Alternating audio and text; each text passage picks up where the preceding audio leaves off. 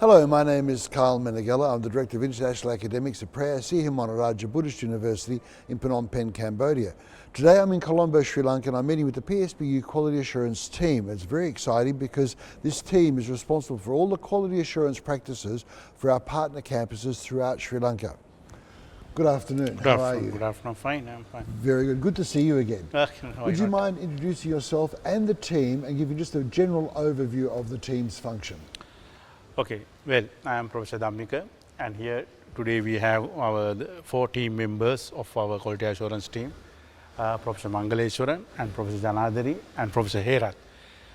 Actually, in Sri Lanka we have a team of academics looking after the quality assurance process of PSB University of Cambodia as adjunct professors. So over the past few months we have been engaging in developing the relevant the procedures and relevant documents related to the quality assurance process of the PSB University, since it has a number of programs in Sri Lanka at present, and since we see that there is a growing demand for the PSB University programs in Sri Lanka, so I think we are giving our maximum contribution to the development of the quality assurance aspect of study programs. I think it's a critical job that the team does, and I think it's very impressive, the credentials you bring to the team. I think that's really important because we want to have consistency, so PSBU obviously want to have all the campuses at a consistent level, and that it's comparable to international education practices. So I think it's a very valuable thing. And thank you for sort of going through the overview. If we could get down to a little bit more, drilling down a bit, could you tell us a little bit about the curriculum, the teaching and learning aspects of it? Yeah. Hello, I'm Mangaleshwaran, Adjunct Professor, PSB University from Sri Lanka. It's mainly that we are contributing to the quality assurance of the PSB University, whatever the program conducted in Sri Lanka. And so as far as when you see the teaching standards, you're evaluating that? You're finding mechanisms to evaluate the campus, the standards? Yeah, the teaching standard in Sri Lanka, it's already that well-established state university, at the same time the parallelly non-state university. This PSBU that partners in Sri Lanka, we are supporting to the high quality teaching and the curriculum of this PSB University in Sri Lanka, that mainly that we look that what's the quality of the teaching as well as their curriculum, that is especially that curriculums are based on the PSB University that is implemented here, that they are that as well as the staffs of that academic staffs are also based on the requirement of the PSBU they are appointing, that at the same time this conduct the exam and assessment also. They are maintaining the standard. As this our team especially looking at what is the level of their quality. Yes. We have developed the policies and the quality assurance system behind the process. We hope that we will support to evaluate the teaching and curriculum, then quality assurance of all the program. Very good. You mentioned about examinations. If I could, Professor, if you could tell us a little bit about invigilation of examinations, because the campuses are in another country. PSBU is in Phnom Penh, Cambodia. The campuses are here in Sri Lanka, and so that's a concern for everyone to make sure that the invigilation is carried out and that the records are kept. Would you like to expand upon that for us? Yes, actually, that when considered about the examinations and invigilations procedures, that each and every HCIs, the higher education institutions are well guided by the standard of procedures, SOPs developed by the quality assurance team, that they should have to follow, should have to align with those rules and regulations, so that they should have to appoint the invigilators and the chief examiners considering the ratio, student ratio, and that especially the seat plan, that seating plans also pre-arranged, and the identifications and the IDs as well as the admission cards already checked, that is mandatory, and that if there are some irregularities, that actually have the different mechanism also to report all these things, and we consider about about the security of the papers, especially that already sealed and the packed, and that we already maintain, that ask them to maintain the separate journals to mention all these things. Yes. And continuing with that line of thought, could you tell us a bit about the data protection, things like, for example, the record keeping, the data protection, privacy, those sort of aspects? Yes. I am one of the trusted advisor of this team working for this PSB, and looking at this data and transmission of this data, the security, this is a very sensitive area because some of the data is very critically secured. Therefore, however, now the way now we follow is somewhat hybrid because manual and digital. However, we are not born digital universities, then we have to transmit into the digitalization, but meanwhile we are keeping this parallelly. At first we have to run at least 2.5 years parallelly, both manual process and digital process, until we get secured all the data. And in addition to that, all the aspects in the data security process, data generating, absorbing, analyzing and sharing, only if the process security is assured. Yeah. I think that's very important. The analysis of data then drives future decisions. And I think what's going to be really valuable, where the team will really be able to show its value adding to it, is that by having the institutions and campuses at the same level of international standards is going to help to ensure that the graduates are better positioned to be employable, and in the future years the alumni is going to be reflective of those campuses, and that's going to be partly due to the work that the team is doing. So I think that's very, very commendable. I'd like to talk for a minute, and anyone can feel free to answer this, about the teaching and learning, and if there's a need to performance management, for example, or performance appraisal, or setting processes in place for the campuses. Will the team be having any input into that as far as doing performance? Yeah, the teaching and learning that here that partner institutions follow that PSB University that standards and teaching, as well as the materials used by these academics here. They are using that standard material and system also, teaching and learning practices adapted what the practice in PSBU, because it's international recognition and international standard. Here also they are maintaining. At the same time, our role to assess that whether they are maintaining this teaching as well as this assessment and the teaching material and learning material, whether they are in the properly handled. That our role. Now, adding to that, actually, now we have at the very beginning of this process, we have kept all the standard for each activity of the teaching learning process. For an example, now if an institution is intending to introduce a new program, so definitely they have to send the curriculum to us, and then at this committee we will look at look at the curriculum and see what are the the standard, and have they met the required level of other things and like that. So we will ensure that what is called the value of the curriculum at that beginning. And after they start the process, normally we are looking at what are the qualification of the teachers used by them, and then what is the duration of the each course. Duration of the course, yes. Yeah. Yes. Then and are they keeping the the teaching volume and the credit value related to each other. So all these aspects are measures and assessed by our team periodically, not regularly. For an example, over the past few months, actually, the examination process of each institutions were scrutinized by our members, and see what now sometimes there might be some weak areas in each institution. So what we are doing is we are giving them the advices, and how can they improve the process further and further. Actually, we started this process maybe one or maximum 8 months back. So now we are progressing very well. I think maybe next few months, I think we can expedite the process, and we can ensure the high level of quality standard for the PSB University. I think that institutions and campuses will welcome that, because it also means that when they do their marketing, they can say they're at an international level and they'll be able to show. And I imagine that there's going to be a time where the quality assurance team can actually accredit the campus or institution, also accredit the program, and accredit the curriculum, which I think is a very valuable thing for the team to have. And PSBU has many accreditations from external and national bodies.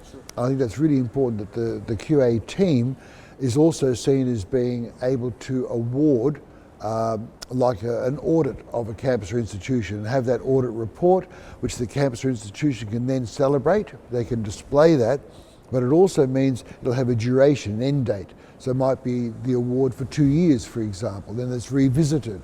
So I think what the team is doing is incredibly valuable, both for the campus institutions here, but also for PSBU there, because it's a trust situation where you want to make sure the standards you have here are exactly the same as the standards over there. Yeah, if I just may give you an example now, even though they have a marketing objective like having more and more students for their program, but we have laid a limitation or constraint for that by prescribing the entry qualification.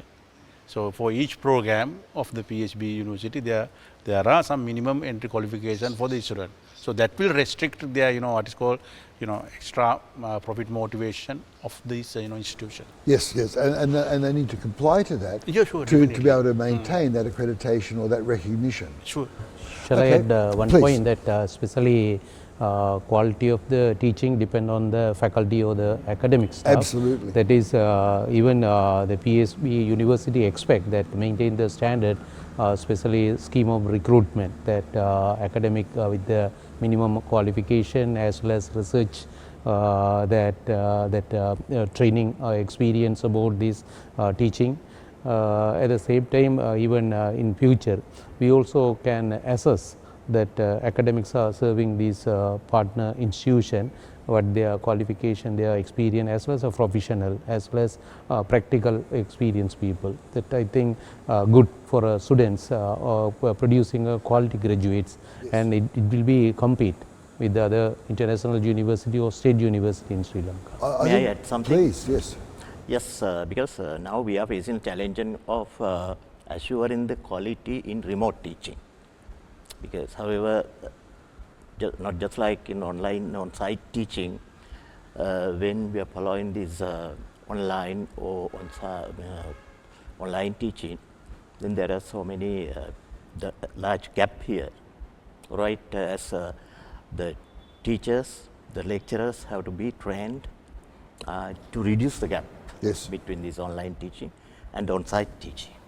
And also I said something that actually not only the academic panel but also we have to think about the students' eligibility, so that what sort of students that we are recruiting, so that also enhance the quality, that definitely that is the target group.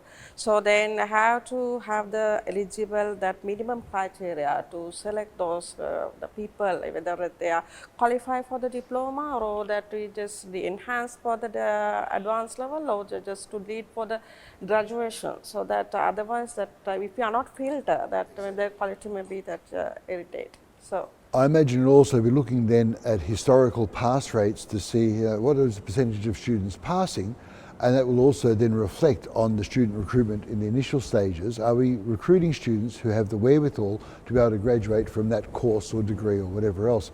I had the chance to meet a couple of different campuses while I was here, and I must say I was very impressed. One of the things I found that seems to be the trend is that most of the students are already mature age students. So they either want to get a further degree, or they want to take a certificate they may have been awarded in an industry and formalise that in a degree, whether it's to do a lateral career change or to do promotion. So I think the students I've met here so far have been incredibly motivated. They've been passionate about learning. I think that's really important. So there's obviously a demand to get international degrees. I think your job is going to be critical, and as you said, you mentioned before about the profit motive, is by making realistic entry requirements, realistic numbers student-teacher ratios, so that we get the best result possible for the students and in turn for the campus or institution. So I think that's really an important role the team plays. In closing, I'd like to thank you so much for today. Are there any further things you would like to add which I may not have asked as far as the team's operations? No, well, actually, when we think of the education sector of Sri Lanka, I think there are a number of foreign universities, conducting their degree program, affiliating with number of universities. Actually, PSB came to Sri Lanka maybe maximum 2 years ago. And but as an academic notice, as remarkable or condemnable thing is, they have started this quality assurance process. When I compare it with the other universities, maybe in Western universities or maybe in other universities, they don't have such a system in Sri Lanka. The PSB University has started this process. That is going to be a big, good contribution, because by that they have ensured that their graduates in Sri Lanka would be highly capable, highly employable, and high quality graduates. So that is an admirable effort taken by the PSB University. As Sri Lankan academics, we should appreciate it. And I think we're very lucky because all of you come from not just academics but professorships. So you've lived and breathed education, so it's something you know intimately. Please. Yeah, that especially in Sri Lanka, that university admission based on the merit, there are some about 20% of the students from GCA level getting the admission. But it is an opportunity for the remaining students getting the degree, and even they previously they didn't have this opportunity. Yes, only yes. that state universities, if they don't have that, they can't have a career. Sometimes they are thinking going abroad for getting the degree. It's after these international universities, even PSB in Sri Lanka, it is a good opportunity for students can get the degree or follow the academic program in Sri Lanka with the low cost. I have heard this PSB partner organization conduct the program very low cost. Comparing other international university, they are very high, even that about $5,000 they are charging, but it is a very very less minimum cost. That is why there are a lot of students are nowadays following this program. At the same time, that now the students and parent mind also changed. Previously, they only want to join the government university or state university. Now they want, they are ready to follow that universities, whichever university, but maintain the quality education. And after getting the degree, if they can have a good career, then parents and children, now they have changed their mind and they are joining the non-state university or similar PSB in Sri Lanka. It's, I think, a really good opportunity for youngsters as well as human resource development in our country. At the same time, this master degree, that also previously they went mostly foreign country, that if these PSBs are ready to provide that support, there are plenty of opportunity for students follow the postgraduate degree program in Sri Lanka instead of going abroad. It's with the minimum cost, it's support to the even country also, especially we can save the foreign money. Yes. Otherwise, there are a lot of students are going foreign. Then it is it's a burden to the country also. That's why this type of activities are really good for a younger generation as well as country also economic recovery. And you touched on something very important. There's a lot of studies that show that students who go to university after working and have a period of work after high school tend to do better than some of those who go straight from high school to university. So that 20% that are going straight to university, that's great, and I wish them all the very best. But I think you will find in the future that 80% who didn't get in at their first attempt, who've gone to work, actually may have a higher success rate, not only in graduation, but in applying their degree and in their employment, because they have that different sense of hunger. So again, I applaud the work you're doing. I think it's very, very critical for the campus institutions here, and is very, very valuable to PSB University. So thank you very much. So if I had something actually that any of the academic that in the academic field that they cannot survive if we focus only about the marketing. Yes. So that definitely that we should have to focus to enhance the quality of that. And the PSB University already took the right step and they are in the right path because they just want to increase the quality of the programs. Just highly focus about the quality, not about the only the marketing, because we know that we cannot survive if we focus only about the marketing without Exactly. neglecting the quality. So that that's why I try to that benchmark with the international standards as well as considering the local standards. So both together that I combine those things together, want to cater for the students that in the best way. So that I think actually that the international credibility and the local relevance both should be that even though that we are the producing the students for the global market, so that we cannot follow the as it is whatever the international standards. So that we should have to just think about the localized that the local situations because they work here, that Yes, we should have to exactly. focus about the local labor market and the local cultural values. So therefore there should be the mix of both the local relevance as well as the credibility of the international, that while benchmarking all the international standards. Moreover, this initiative should be appreciated because this is a long felt need for the private sector universities, but has not addressed. Now it's very interesting as a colleague team for us, not only for us, but those who wish the long-term survival of these institutes, higher educational institutes. There are so many well-wishers for this. Since this was a long-felt need and no universities from abroad or the foreign universities see at this quality assurance sector. Right, there were in recent past the private education, higher education institutes mushroomed in Sri Lankan context, but no one wanted to assure the quality. So that was a big problem here. But now, now you have some green light. Really, this initiation will cover blanket all our other universities. Thank you. Thank you. Thank you as we join the PSBU Quality Assurance team here in Sri Lanka. We're working together and it's been about 8 months so far. Many more months to go, but there'll be new procedures and protocols put into place, but we're looking forward to seeing how it develops. So thank you very much for your time today. Thank you.